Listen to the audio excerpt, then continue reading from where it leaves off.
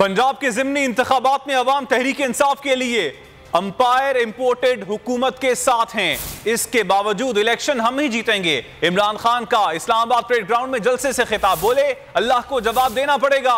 इदारों से पूछता हूं इन चोरों को मुल्क पर क्यों काबिज होने दिया। इमरान खान ने कहा वो 25 मई को अपने इदारों से जंग करवाने नहीं निकले थे, वो सबको बताना चाहते थे कि अवाम क्या चाहते हैं। बोले पुलिस और रेंजर्स ने अवाम पर तशद्दुद किया, हम डट जाते तो अवाम में अपने इदारों के खिलाफ गुस्सा बढ़ता। इमरान खान ने नवाज शरीफ और आसिफ जरदारी को मुखातिब करके कहा कि तुम चाहते हो हम अदलिया इदारों के खिलाफ खड़े हो जाएं, लेकिन रेंजर्स भी हमारी है और पुलिस भी हमारी है। फौज पाकिस्तान की सलामती की जामिन है।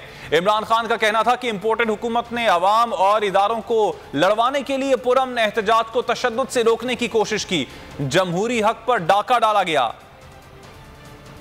26 मई की सुबह जब मैं इस्लामाबाद पहुंचा, मैंने फैसला किया कि हम धरना नहीं देंगे। क्यों मैंने फैसला किया? उस दिन शाम को अवाम का समुद्र में आना था कि लोगों में गुस्सा था। जिस तरह उन्होंने जुल्म किया, मुझे ये पूरा इल्म था कि उस दिन शाम को इंतशार होना था। पुलिस और रेंजर्स के सामने मेरी कौम ने खड़े हो जाना था। मैंने इसलिए फैसला किया कि ये कौम भी मेरी है, पुलिस भी मेरी है, रेंजर्स भी मेरे हैं। मैं अपनी कौम में इंतशार नहीं फैलाना चाहता।